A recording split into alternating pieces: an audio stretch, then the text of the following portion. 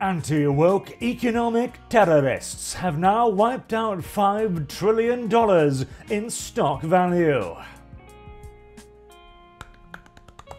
Congratulations, everybody. We have done it. Okay. So...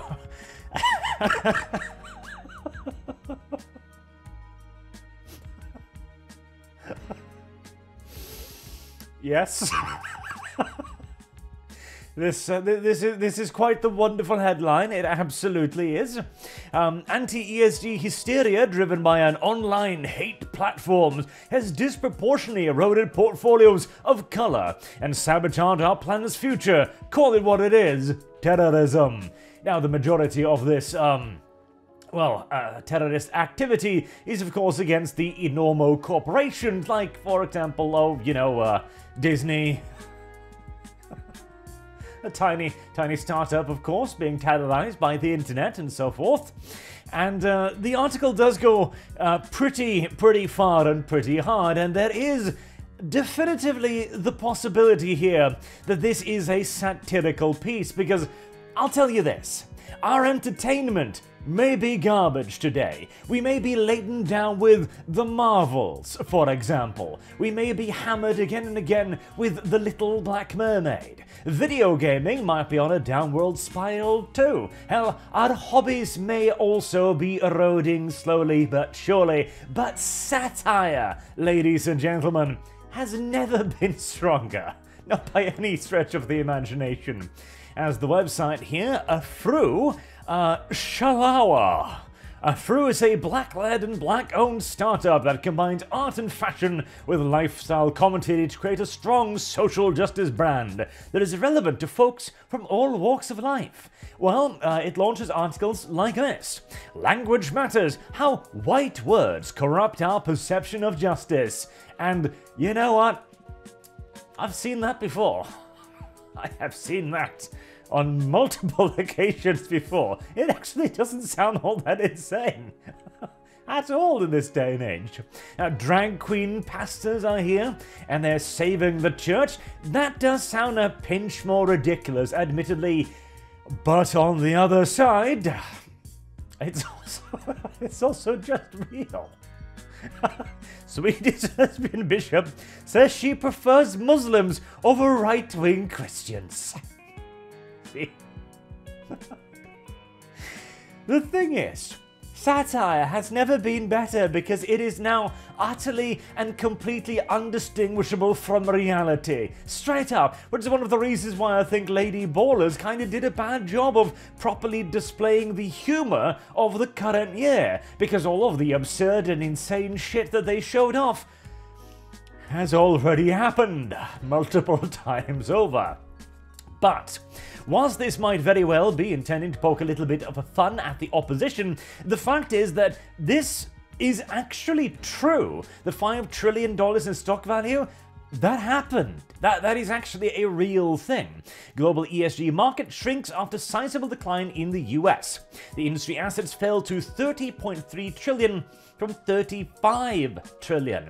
As people keep forgetting the sheer absurd scale of ESG. And people are like, $5 trillion, oh, what is this, some kind of fancy number? No. This is a third of the management's assets of BlackRock alone. That is how enormous ESG was, okay? But no, ESG, environmental social governance. Most of you have probably heard of it by now, but the reason why it ruined so much in terms of entertainment, movies, video games, blah blah, was because it was actually easier and more profitable to simply check a number of boxes relating to gender, sexuality, or skin type, and apply for ESG loans than it was to actually make a good product and sell it. It was easier to get the investment money than it was to get the customer money. And so, unsurprisingly, everything took a turn for the diverse rather rapidly and rather brutally. And this was an enormous market. It still is. The global ESG investment market is still estimated $30 trillion This is still an unironically absurd quantity of cash. Now, as for many of the other stuff they're mentioning here, it sounds absurd, right? Like online hate platforms. The anti-woke hysteria driving them finds its origins in unmoderated online communities, most notably hate platforms like 4chan and X, where bitter young males, often incels from these dark websites, are brutally enforcing a vast online alt-right echo chamber. That sounds absurd and over the top, and yet I'm pretty sure you could find that exact thing in many websites. Indeed, the whole incel things, that was mainstream media news for quite a while. Everything was blamed on those god-darn incels. And as for the hate groups and these has picked up steam with the tanking of Anheuser-Busch. Yes, exactly, it has, unironically. Anheuser-Busch was the moment when the normie looked at the world and thought, holy shit, I can strangle these bastards, I can hurt them. And they did so via online activism. See, is there? One of the main arguments on this side of things right now is the debate versus simply ignoring things, like the no hate watching crowd, right? And the my side of things, which is no, bitching is literally the most powerful tool in the internet's arsenal by a bajillion miles. And my opinion is quite simple. If you simply ignore something, then that's you. You alone are taking a principled stand against something, and that's fine. But you're not going to choke out $1 billion company. I am not going to choke out $1 billion company. But together, well, two hands, see? As to actually destroy something like Disney, to undermine the woke monolith, you need to create a culture around rejecting it. You need to arrive at the point where people will show up to a Disney movie and ask, is this safe for my children? There isn't any, homosexual slappies in this, is there? That is the point you need to arrive at, to the point where the normal people who don't pay attention to this normally, have no actual understanding of what's going on, who hasn't the faintest clue what ESG is, who don't know about woke ideology or the political aspects of it, or how it's connected to Marxism, who don't even know what Marxism is for that matter, they can look at this and go, well, this seems to be a bad thing, and this man on the internet has explained to me why it is a bad thing. You need to actually make the case to convince people. At least that's my opinion. And is often controlled by extremist statesmen from alt-right leaders and podcasters. Again, this is absolutely an argument I could easily see made. In fact, hold on a second, I do believe I've got a prop right here to further illustrate my point.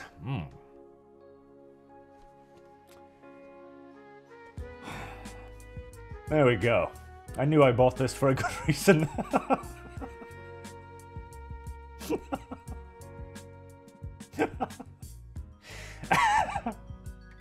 As, straight up, what has actually happened here is that we have actually managed to turn the culture around to the point where the investment market, and I'm going to take this off before I get demonetized, has rejected ESG as a force. It is no longer a major investment entity because if you put ESG on something, people will look at that and go, oh, hold on, that's that incredibly unpopular thing, right? I'm not going to put my money in that. I'll get slaughtered.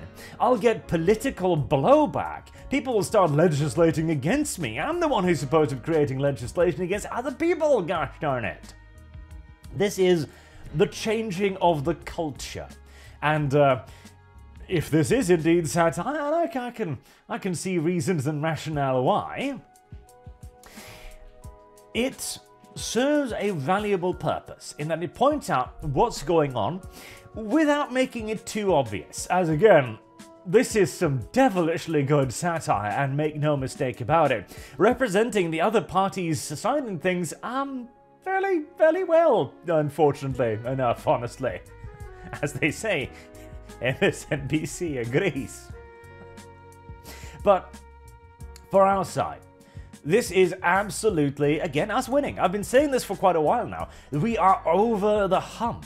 We have probably gotten to the point where wokeism is in active retreat, and now it is merely a matter of chasing it down and slaying it to the point where it can't threaten us again for a good few old decades until we all forget the lessons so harshly learned this time around and repeat the whole goddamn thing again.